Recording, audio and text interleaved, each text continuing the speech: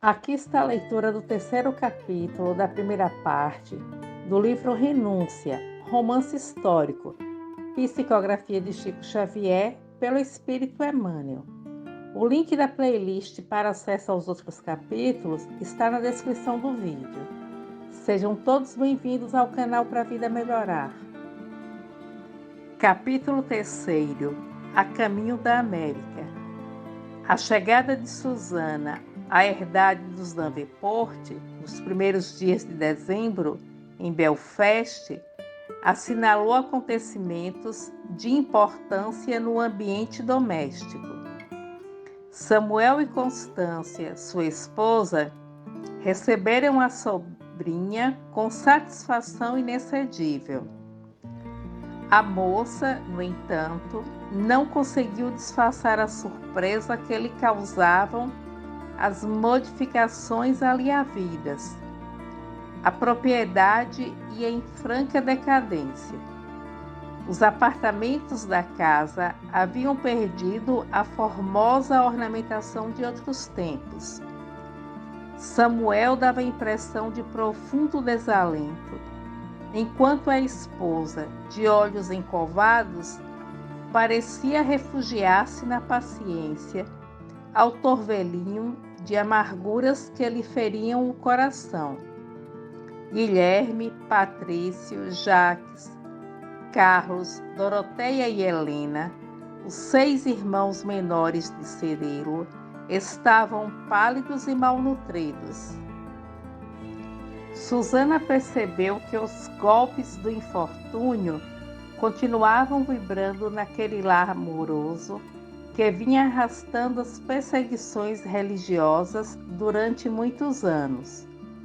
Procurou, contudo, dissimular a decepção e passou o primeiro dia de permanência na graciosa vivenda próxima de Belfast, em doce relembrança de episódios familiares, cumulando a bondosa constância de cariciosas consolações. Mas, após o jantar muito simples, procurou isolar-se com os tios na varanda ampla que dava para um trato de terra empobrecida, buscando sondar-lhes os pensamentos relativamente à penosa situação que atravessavam. Infelizmente, declarava Samuel, evidenciando enorme desânimo, nada mais temos a esperar do torrão que nos viu nascer. As crueldades iniciadas aqui pelos mensageiros de Cromwell foram completadas pela criminosa ambição de Lawrence Morrison, que nos arrebatou as derradeiras migalhas, apenas por uma questão de inflexibilidade religiosa. É horrível, disse a moça impressionada, mas sinto aqui um esquecimento lastimável. Acredito que Cirilo não está informado deste quadro de tamanhas necessidades. Ah, sim, disse Constância resignada.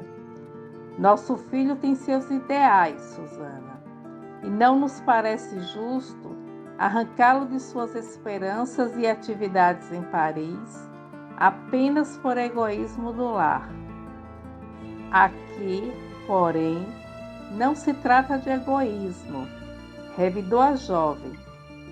Francamente, não esperava encontrá-los em pobreza tão crua. E dizer-se que Cirilo casará ignorando tudo isso. Não seria razoável incomodá-lo, minha filha, atalhou Samuel conformado. A carta de Jacques notificava-nos o acontecimento com profunda certeza de sua felicidade. Constituiria falta grave, de nossa parte, desviá-lo do destino venturoso junto da jovem escolhida. A moça esboçou um gesto de ciúme que passou despercebido e voltou a insistir. Considero, entretanto, que para todas as coisas há tempo adequado. Cirilo precisa conhecer esta angustiosa situação. Constância, muito carinhosa, lembrou comovidamente: ora, Susana, creio não devermos perturbar nosso filho, senão em circunstâncias extremas. Quem sabe terás algum meio de nos socorrer sem que tenhamos de mandar a Paris qualquer notícia torturante. Muito poderíamos obter de tuas valiosas relações na Inglaterra.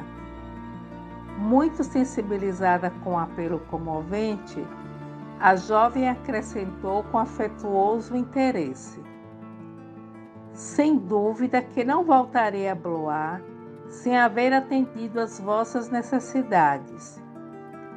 Tenho recados de Henriqueta para Londres e espero que as coisas sejam conciliadas a nosso favor.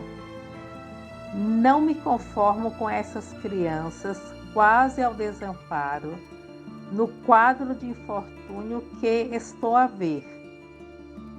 E, num gesto expressivo para Constância, perguntou com seu orgulho ferido: onde está o cravo que tanto a distraía nas noites de inverno? Que é feito das tapeçarias da baixela de prata? A bondosa senhora explicou num sorriso humilde: foram vendidos ao senhor Godefroid quando Patrício e Doroteia estiveram atacados pela febre. O sítio do Linho foi alugado? Interrogou a moça com decisão. Laurence Morrison moveu uma ação contra nós e fomos despojados desse terreno, explicou Samuel contristado. E os rebanhos? Não temos mais recursos em pastagens. Conservamos apenas alguns bois de serviço e algumas cabras. Isso é insuportável, exclamou a jovem, assaz irritada. Em seguida, uma pausa mais longa, em que os três se sentiam em face de sério problema, Susana inquiriu com firmeza: que sugerem para que eu possa começar o trabalho de reivindicação de tantas injustiças? Samuel Davenport parou os olhos no horizonte, embaciado do crepúsculo, meditou longamente e respondeu: minha filha, não desejaria acabar minha existência aqui, onde a lembrança da mocidade venturosa me agrava os terríveis desgostos. Nossa ilha está dilacerada pelas perseguições e nossa fé religiosa é irredutível. Não me sinto capaz de bajular os protestantes impiedosos e, por este motivo, devo contar com as humilhações de toda sorte enquanto viver. Não suporto os ímpios ingleses e morrerei no seio de nossa amada igreja. Neste caso, venho sonhando ultimamente com uma vida nova na grande colônia da América, para onde se transferiram muitos dos nossos amigos expoliados. E, como experimentando outro ânimo, imaginando a soberba visão do novo mundo, continuou: lá se encontram os Taylor, os Dalton, os Harrison, os Richmond. Todos prosperam vertiginosamente e acreditam em Deus como entendem. Erguem capelas nos montes, criam rebanhos fortes, à margem de rios fartos e de pastagens sempre verdes. Dizem, Susana, que por lá o céu é muito azul e que as flores povoam as estradas quase a todo tempo, favorecidas pela bênção constante de um sol ardente e amigo. Arquimedes Taylor, que voltou a Belfast o mês passado, a fim de procurar alguns documentos importantes, visitou nossa granja e muito me animou a partir com a família. Informou-nos de que na América, protestantes e católicos se unem fraternalmente na faina dos trabalhos comuns, em atitude muito diversa da adotada por velhos companheiros irlandeses que se bandearam para a política dos senhores poderosos e nos deixaram em abandono.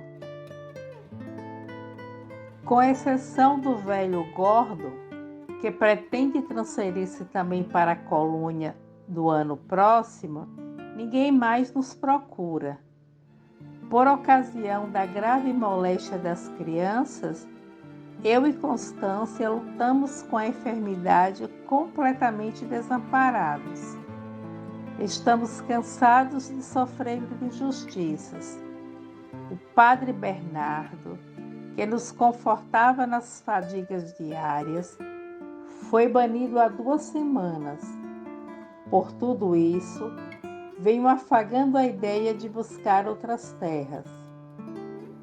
A moça notava em silêncio as alegações do tio, procurando tirar as suas conclusões a respeito das providências sugeridas. À medida que Samuel Davenport expunha seus planos e sofrimentos, ela considerava o assunto, calculando por antecipação as consequências. A seu ver, a partida para a colônia era a ideia aproveitada. Buscaria envolver Cirilo no projeto. Não seria interessante vingar-se de Madalena Villamil, obrigando o marido a partir para regiões tão distantes? Se pudesse, compeliria o primo a partir só, sem a companheira.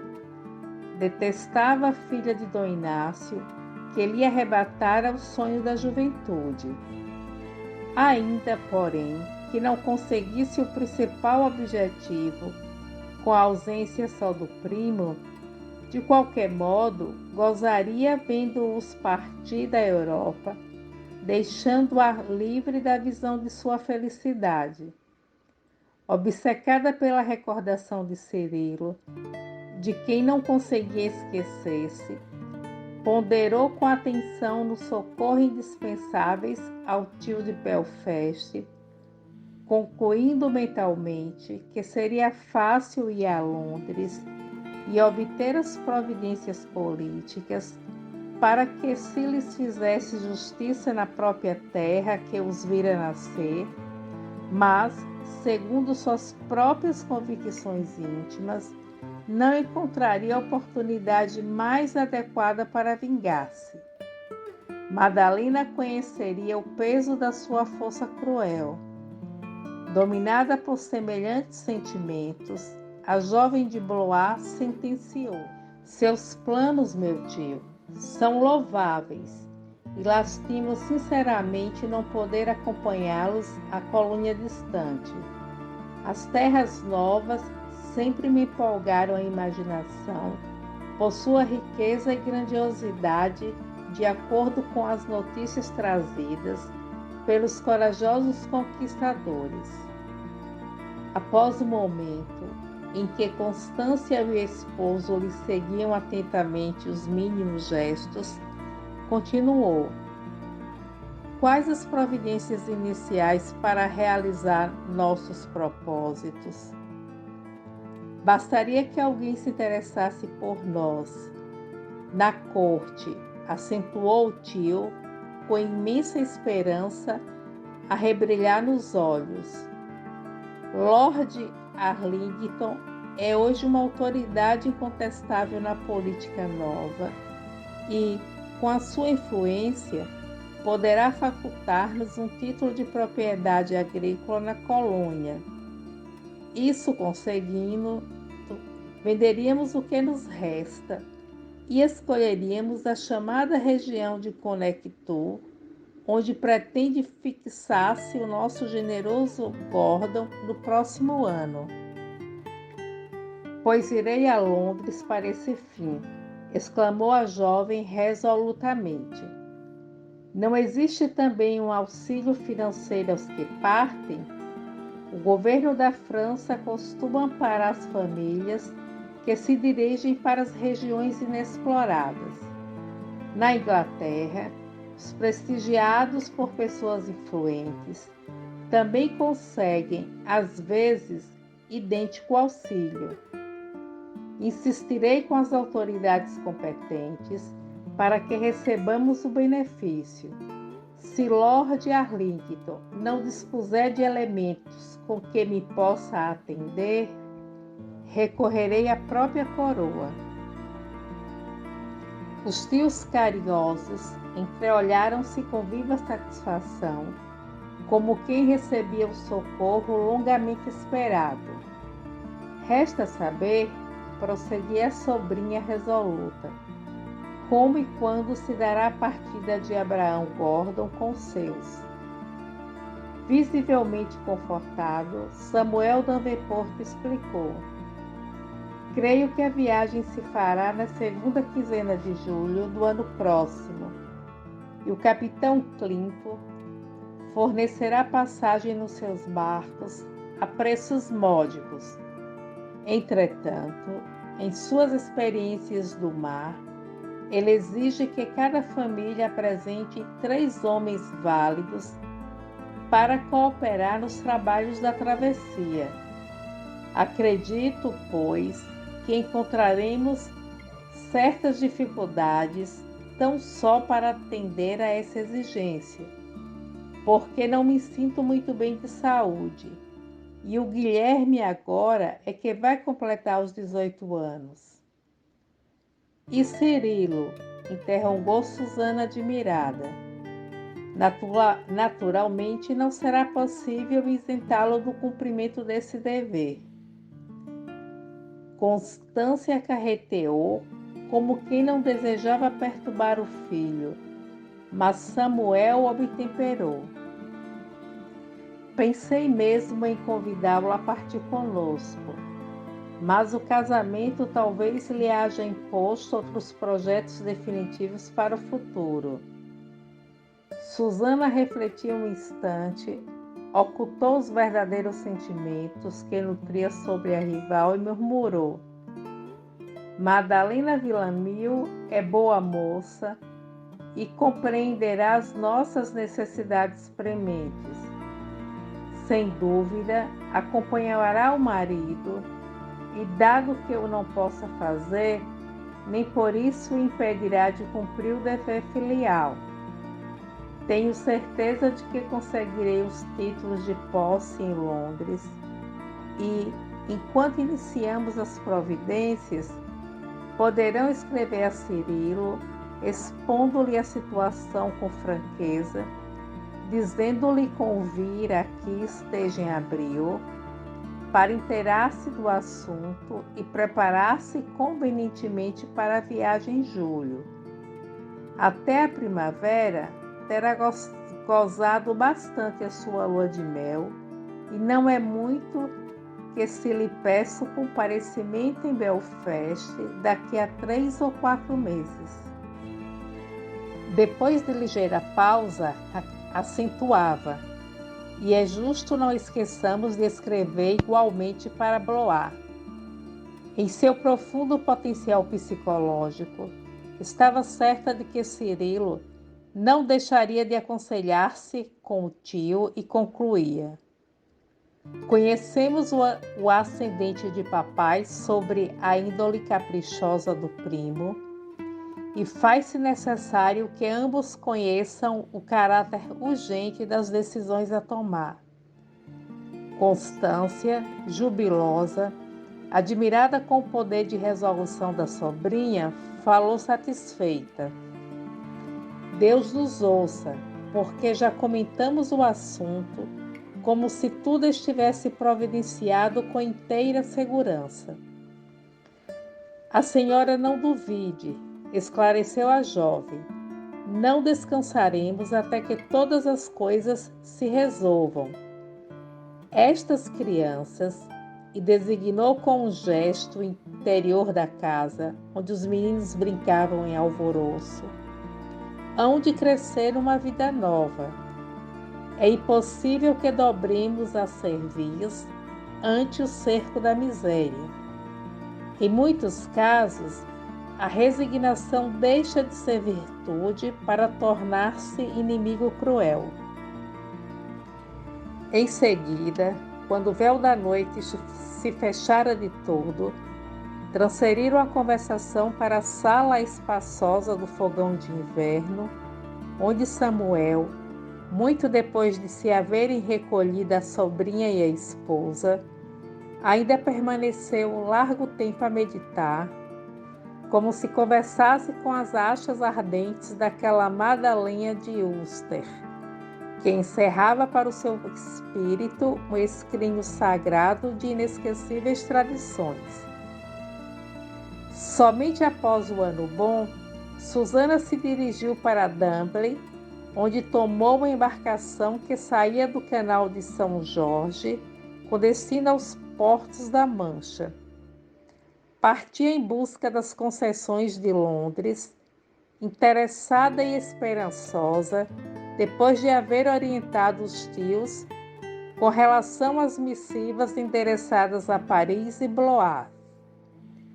E assim, em fevereiro de 1663, as cartas de Belfast mudavam as perspectivas entre os cônjuges venturosos. Cirilo leu, emocionado, a carta paterna que lhe falava dos enormes prejuízos e infortúnios experimentados e da resolução de partir para a América, à procura de valores novos, suplicando seu amparo filial em tão graves circunstâncias. Insistia para que o acompanhasse na viagem, ainda que não pudesse transferir-se definitivamente com a jovem esposa para o novo mundo.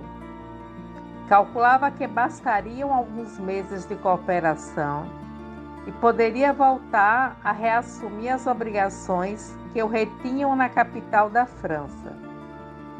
Samuel sugeria carinhosamente que a esposa o acompanhasse na longa viagem, empreendida para a tranquilidade de todos. Quanto aos encargos de ordem material, esperava compensá-lo, doando-lhe parte do produto da venda do resto de sua propriedade rural na Irlanda do Norte.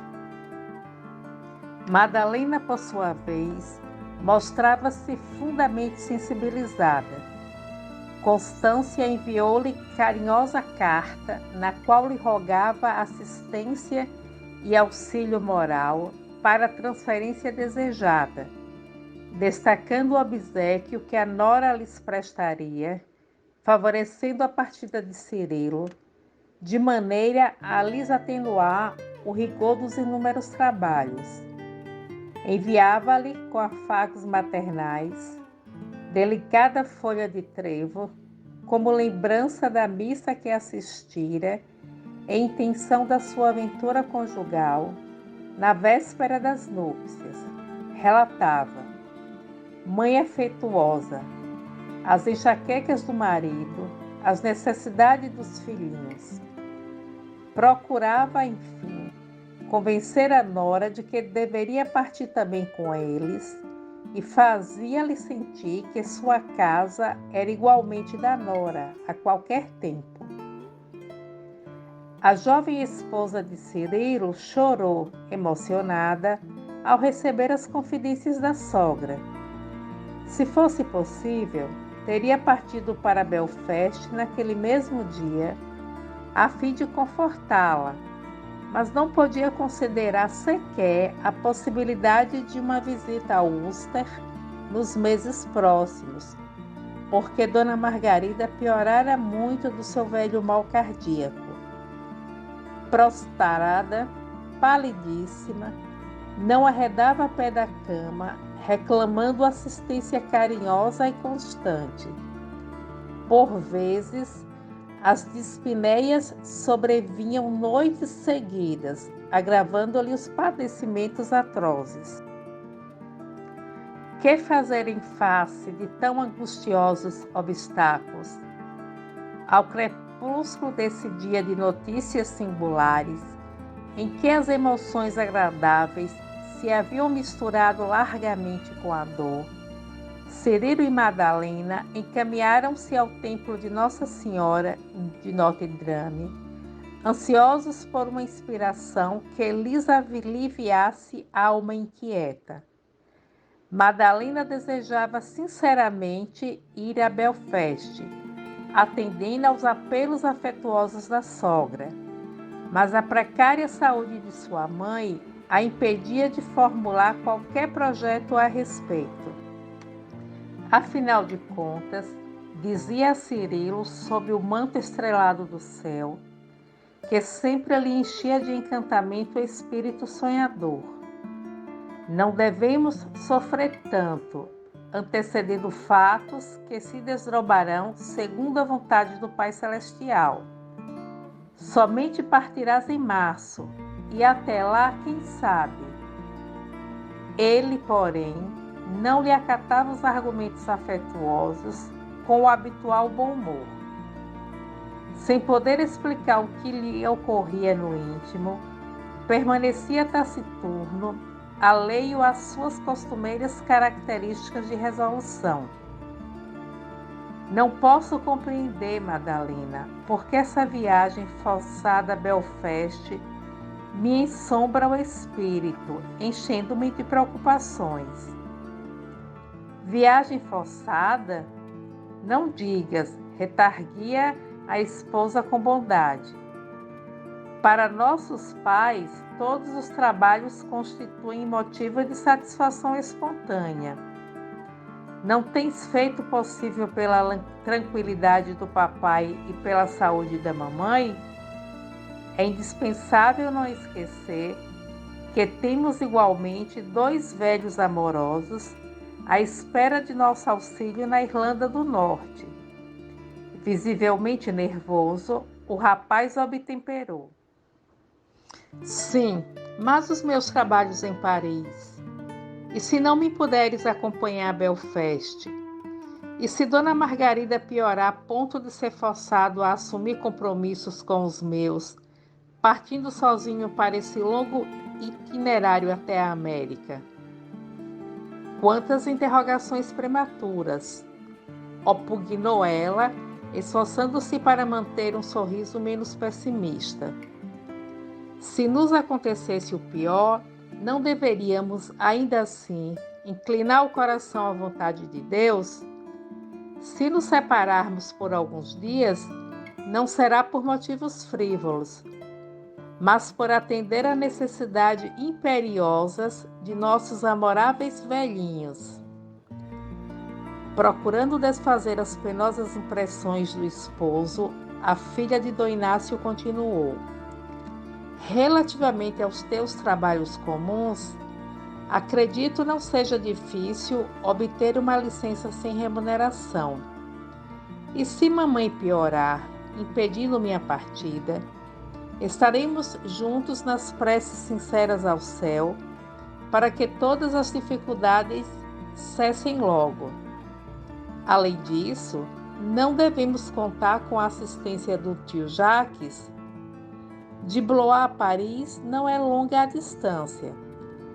Precisamos coragem, Cirilo, pois Jesus não nos deu a felicidade somente para a satisfação pessoal, e sim para que aprendamos a estendê-la a outros seres.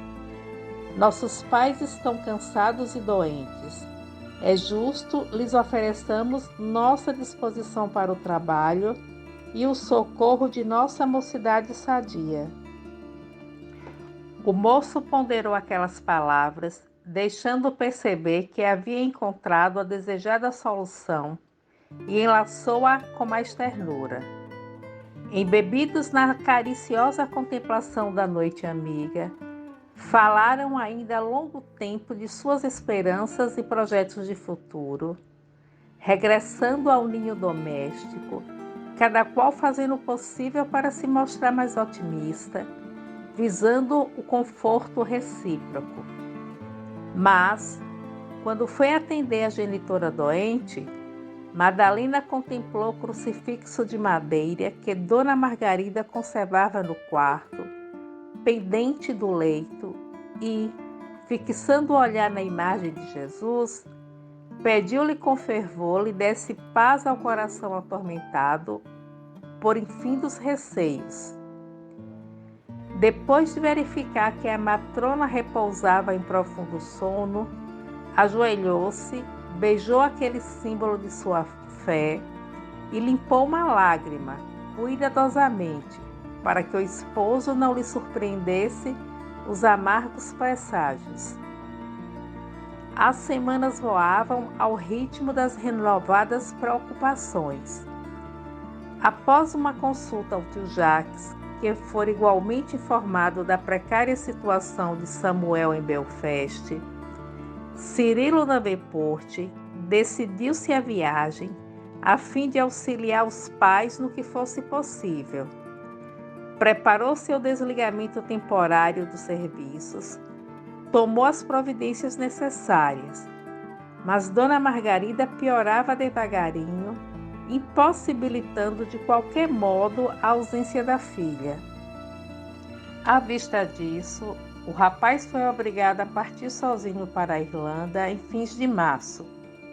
Informado de que Susana permanecia no torrão natal, Madalena dirigiu-lhe carinhosa carta, junto da que escrevera com muito afeto à bondosa sogra, explicando a impossibilidade de visitá-la e solicitando-lhe que, como prima devotada, a representasse na família, orientando Cirilo em suas necessárias decisões de auxílio aos pais.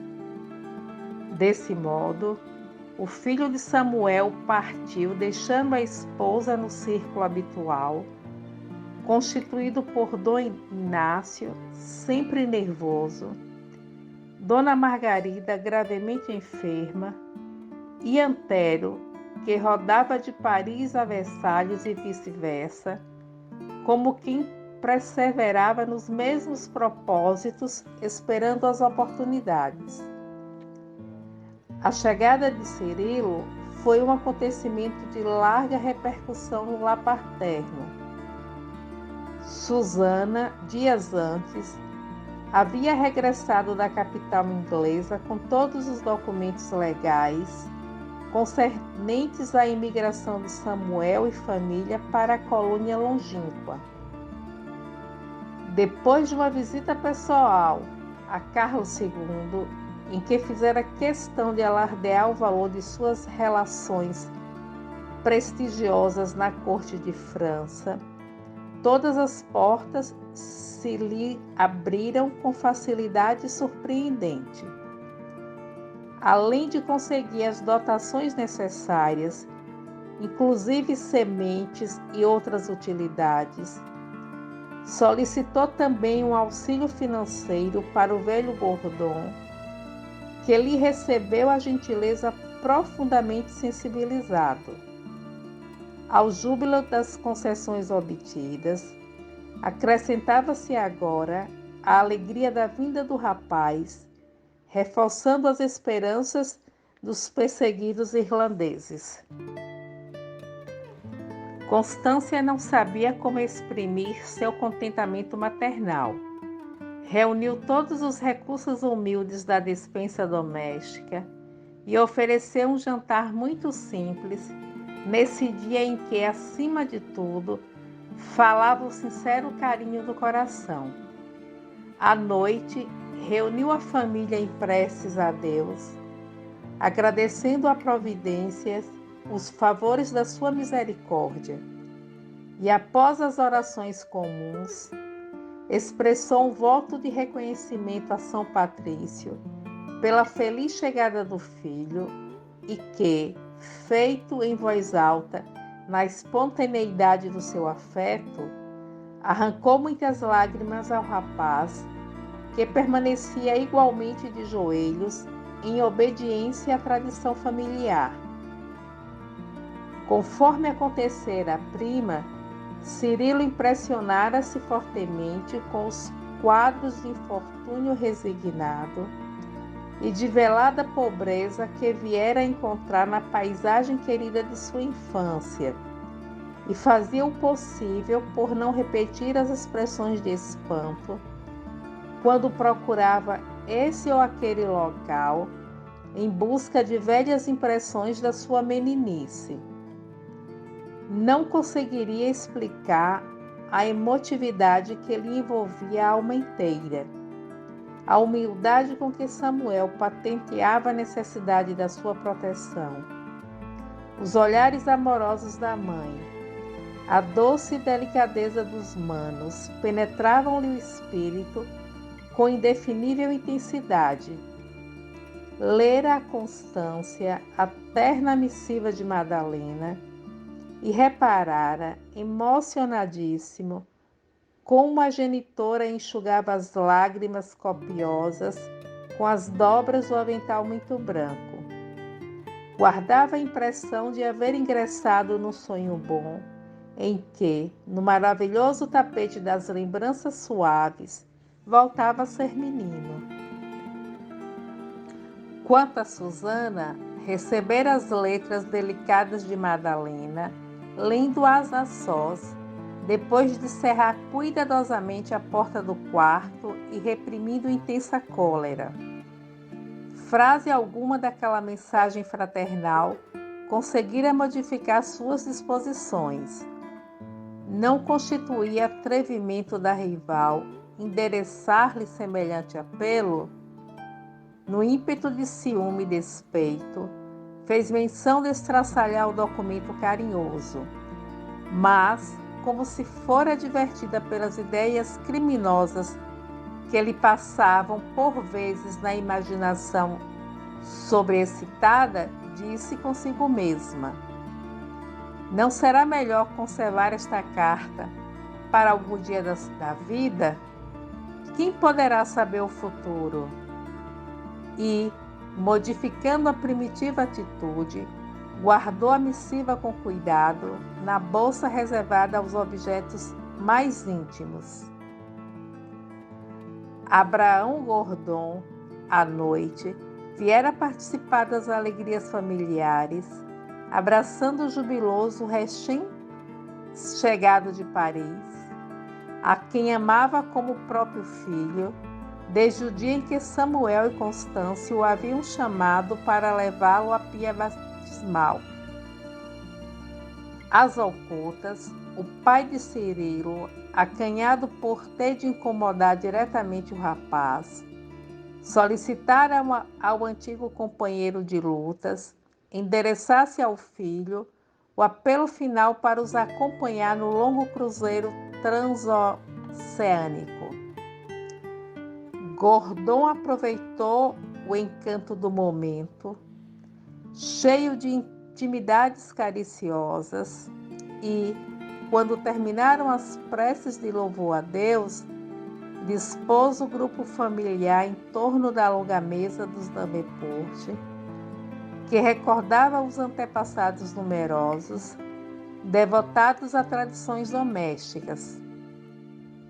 Aplaudido com calor por Susana, que entrava na conversação com apartes sagazes e inteligentes, o notável ancião, depois de exaltar as grandiosidades do Novo Mundo, que conhecia pessoalmente, em virtude de uma visita aos parentes na Virgínia, notificou ao rapaz a necessidade do seu... Estava ansioso por abraçar o velho Jacques. O tio amigo o acolheu com a satisfação habitual. Ouviu com interesse o relatório verbal da visita a Ulster e concordava, em tese, com as alegações de Abraão Gordon sobre a mudança para regiões tão distantes. O rapaz inteirava-o, entusiasmado, das menores decisões tomadas ao mesmo passo que o professor de Blois o considerava um tanto mudado. Cirilo referia-se com muito calor a terras vastas, a fazendas prósperas, comentando por antecipação o valor dos rebanhos e das lavouras que manteriam o equilíbrio econômico das organizações rurais e das ricas plantações de fumo que garantiriam o dinheiro do exterior na dilatação do patrimônio futuro. Em toda sua conversação, não havia uma referência aos religiosos inteligentes, como se verificava de outras vezes. Não mais comentava os autores romanos e gregos, ou a sabedoria desse ou daquele documento antigo, enriquecendo a palestra de observações elevadas e úteis. Jacques escutava-o admirado, disfarçando a custo a impressão de estranheza. Concordava com a ida do sobrinho para o novo continente, mesmo porque Cirilo estava muito moço e à sua frente desdobrava-se radioso porvir, mas não podia aplaudir-lhe a atitude de centralizar todos os interesses em problemas de absoluta afeição material. Depois de ouvi-lo por algum tempo em silêncio, o austero professor, como quem não pode omitir as coisas essenciais, perguntou: como ficam teus trabalhos em Sorbonne? Desliguei-me definitivamente da universidade. E Madalena? Dentro de um ano voltarei a buscá-la, após instalar nossa nova casa. A saúde precária de Dona Margarida, presentemente, não nos permite partir juntos. Em vista da resposta formal, o velho educador compreendeu, hábil psicólogo, que era inútil tentar demover o rapaz das decisões tomadas. Todavia, como advertência velada, limitou-se a dizer: nunca me separei de Felícia, senão quando o poder de Deus nos fez curvar diante da morte. Cirilo, porém, dominado pela visão dos interesses imediatos, não pôde perceber a sutileza do aviso e passou a fundamentar os motivos de sua resolução, recordando os apontamentos de Abraham Gordon relativamente ao panorama das lutas estéreis da Europa, acusando os gabinetes políticos como focos de chacina e destruição. Jacques escutou novamente, mergulhado em silêncio, dominado por singular impressão. Por fim, convencido por seus pareceres mais claros, Cirilo manifestou-se desejoso de que o tio os acompanhasse a breve tempo, de maneira a se reunirem todos na América, para a continuação feliz dos empreendimentos sadios e realistas. O bondoso professor fixou o olhar no velho parque que se vestia com a roupagem deliciosa da primavera, escutou o rumor das crianças que brincavam sob as grandes árvores e respondeu: não conheço o futuro, meu filho, mas, por enquanto, não me seria possível examinar semelhante hipótese. Quem sabe pensarei nisso amanhã. Ao presente, sinto que não devo abandonar meus velhos livros e meus alunos novos. Contudo, insistiu o rapaz, estou certo de que o Senhor se reunirá a nós, mais tarde ou mais cedo. Não é possível continue suportando o ambiente europeu, envenenado de lutas odiosas e seculares. Daqui a um ano, ao regressar para levar Madalena, é bem possível o encontro modificado. Enquanto fazia uma pausa, o tio esclareceu: concordo contigo, mesmo porque ignoro se residirei em Blois até o fim dos meus dias. Mas por que não assume conosco o compromisso de partir? Não posso esquecer as observações do nosso velho amigo de Belfast com relação às lutas desta nossa Europa, em cujo seio tudo é ilusão precedendo ruínas. Não posso desaprovar a argumentação de Gordon, mas por agora ficarei, como alguém que deseja permanecer numa casa incendiada, nutrindo a intenção de salvar alguma coisa.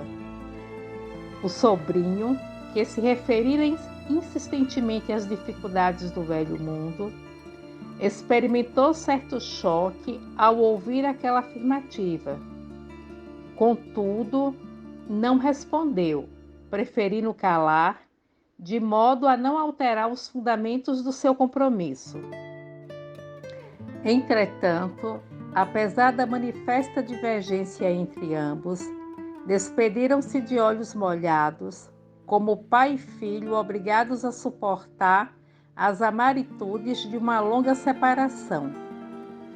As contrariedades penosas do educador de Blois eram iguais às de Madalena, que as experimentava com muito maior intensidade no ambiente doméstico. Em casa, tudo se resumia a movimento célere de providências precipitadas. Dom Inácio encorajava o genro, estimulando-lhe o espírito empreendedor e chegando mesmo a declarar que, não fora grave moléstia da velha companheira, partiriam todos para o novo mundo em busca das experiências mais elevadas.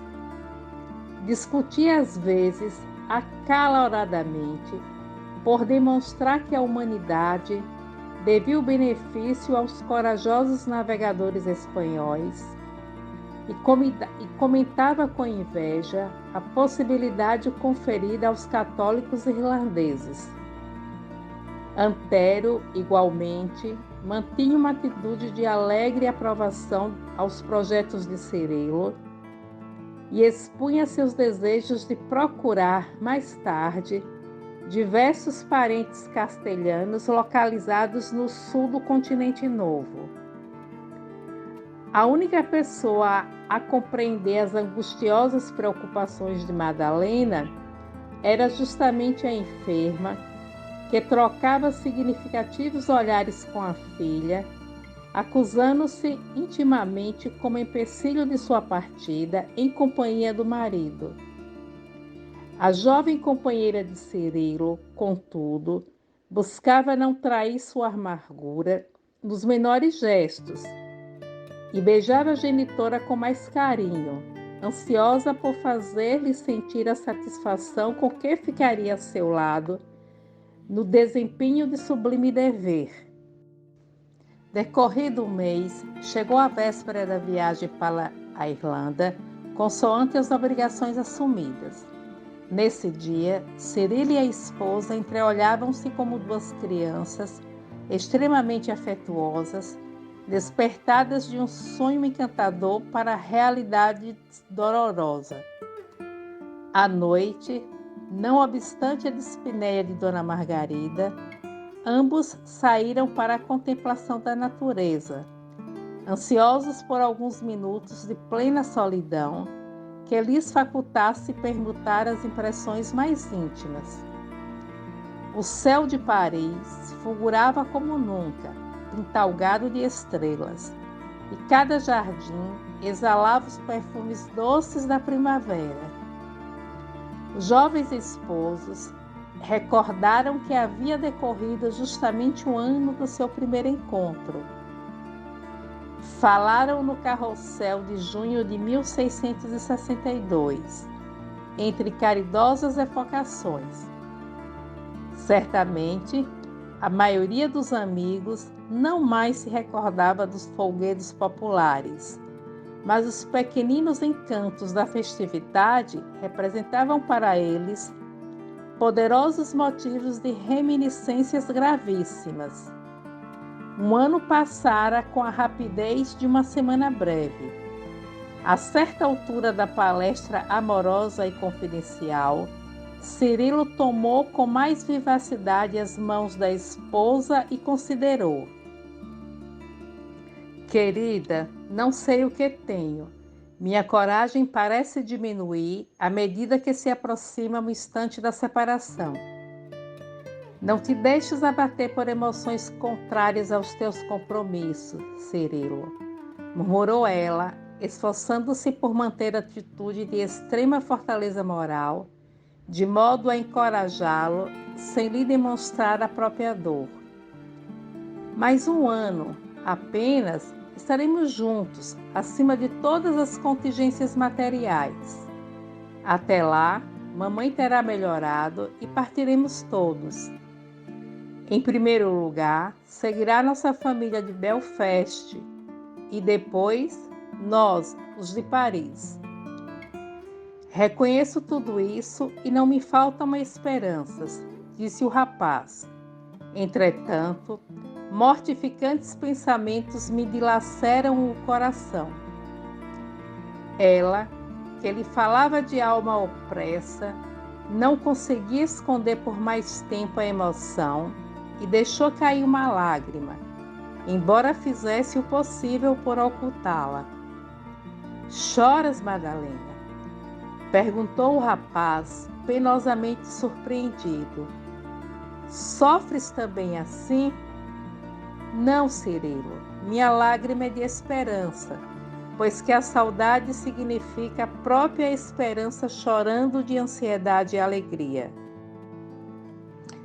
O filho de Samuel compreendeu que necessitava controlar as próprias forças, a fim de levantar o ânimo da companheira abatida por graves provações domésticas, e, enlaçando-a com muito carinho, procurou consolá-la. Não chores, Madalena. Breve regressarei a buscar-te e seremos venturosos para sempre. Edificarei nossa casa em alguma encosta cheia de verdura, de onde possamos todas as noites contemplar o céu. Abraão Gordon me esclareceu os detalhes da paisagem do nosso futuro habitat e creio saber de antemão o local em que teceremos o nosso ninho. Havemos de admirar a beleza e a imensidade dos horizontes. Um grande rio banha nossas terras. Logo que conclua a casa, rodeá-la-ei de jardins. Quando lá chegares, tudo há de ser primavera, vida e alegria. E mais tarde, querida, criaremos nossos filhinhos sob a umbela de um firmamento luminoso e livre. A filha de Dom Inácio enxugou as lágrimas com sincera conformação e falou comovida. Cirilo, não desejo que partas sem me ouvires. Essas palavras eram ditas com inflexão de voz indefinível e, no entanto, como que se perdiam em tímidas reticências.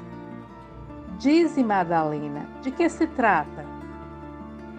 É que nestes últimos dias venho sentindo comoções estranhas e mamãe acredita que se prendam ao nosso primeiro sonho. Ele abraçou-a sensibilizado.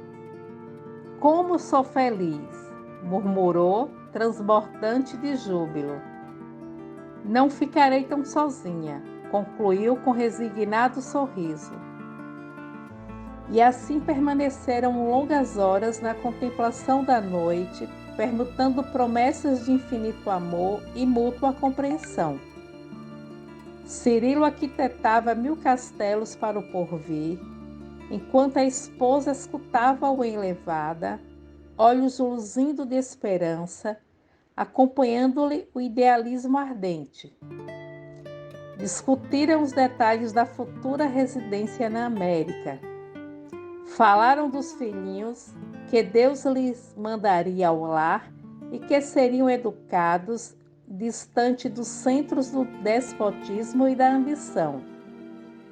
Em dados momentos, a voz da jovem embargava-se de lágrimas, mas fazia o possível por demonstrar paciência e energia em tão amargas circunstâncias. Ante a nova perspectiva, o rapaz prometia esforçar-se para voltar antes de 1 ano. Assim, afagando muitas esperanças, passaram a última noite, ansiosos por dilatá-la ao infinito. No dia seguinte, de manhã, a família Villamil, exceto Dona Margarida, estava congregada em pequeno conselho. Antero, com a sua expressão artificial, justificava a preocupação de Cirilo quanto à construção do lar no seio agreste da natureza, pois também ele, segundo afirmava, a qualquer situação destacada em Paris, preferiria o recanto simples e calmo de Versalhes. E enquanto Dom Inácio fazia ao genro as suas alegres e derradeiras recomendações, Madalena contemplava angustiadamente o esposo, desejando repetir-lhe as observações do amor infinito. Tinha sede de redizer-lhe no ouvido os 1000 pequeninos cuidados do coração, mas a presença de Antero e do genitor lhe tolhia as cariosas expansões. O velho fidalgo encarava o seu estado de espírito com vereditos ruidosos, que a filha era obrigada a receber com humildade e complacência, esforçando-se por ocultar a amargura indefinível que lhe cortava o coração. Nesse momento, Cirilo fez a Dom Inácio a entrega de 10.000 francos para que fossem atendidas as despesas de ordem imediata em sua ausência, prometendo trazer quantia mais vultosa no seu regresso. O sogro agradeceu e guardou a dádiva com carinho, sem que ninguém notasse a expressão diferente que se fizera no olhar de Antero de Oviedo. Em seguida, o viajante buscou um pretexto para falar a sós com o primo da esposa e, com toda a sua ingenuidade e boa-fé, recomendou-lhe com interesse. Antero pode crer que parto absolutamente confiado no seu espírito de iniciativa e generosidade. Espero que sua dedicação vele por Madalena e por nossos velhos amados, com a mesma disposição sincera de auxílio que me há dispensado desde que nos abraçamos pela primeira vez. O moço espanhol detestava-o bastante para não gozar com seus sofrimentos, mas esboçou uma atitude exterior de fraternidade, concordando. Podes partir tranquilamente. Compreendo as contingências imperiosas que te obrigam a tamanho sacrifício. Para mim, Madalena é qual irmã a quem consagro minha melhor estima. Quanto aos tios, são eles, de fato, os pais que encontrei na vida. Depois de outras considerações afetivas, Cirilo apertou-lhe a mão confiante e agradeceu o compromisso de olhos úmidos, recomendações finais, derradeiros abraços e, sob o olhar despeitado de Antero, o filho de Samuel beijou a esposa pela última vez. Madalena enxugou as lágrimas que não pôde conter e Cirilo, de alma torturada, aboletou-se no pequeno carro de um amigo que deveria conduzi-lo até o porto de Brest. O casal Villamil d'Anveport tinha o espírito angustiado por perspectivas atrozes. Madalena, porém, elevava orações ardentes ao céu, suplicando a Mãe de Jesus lhe balsamizasse o cérebro torturado por martirizantes presságios. Na Irlanda, desde a chegada de Cirilo, tudo constituiu um torvelinho de providências e decisões de últimos dias.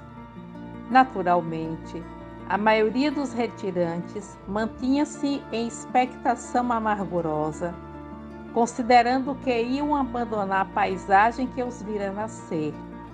Mas cada qual trabalhava por demonstrar contentamento e coragem com esforço heróico. Susana, que aguardava a partida dos parentes para voltar à França, cooperou nos mínimos problemas, proporcionando-lhes solução justa. A nau do capitão Clinton era de construção reforçada e largas proporções, mas não podia conter tudo o que Constância desejava levar como recordação do Ulster. Entretanto, a boa senhora organizou pequenos pacotes com sementes de árvores e flores ao seu alcance, no intuito de cultivar as lembranças irlandesas nas terras fecundas da América.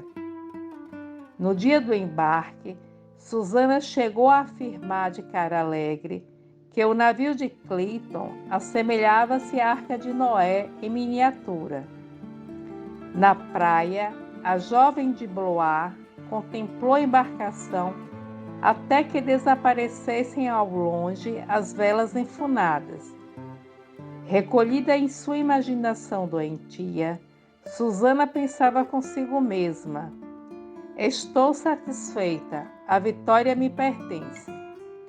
Enquanto a embarcação atravessava o Canal do Norte, tudo era um desdobrar de adeuses e entretenimentos cariciosos. Aqui e acolá, sinais da costa acenando ao ânimo patriótico dos viajores.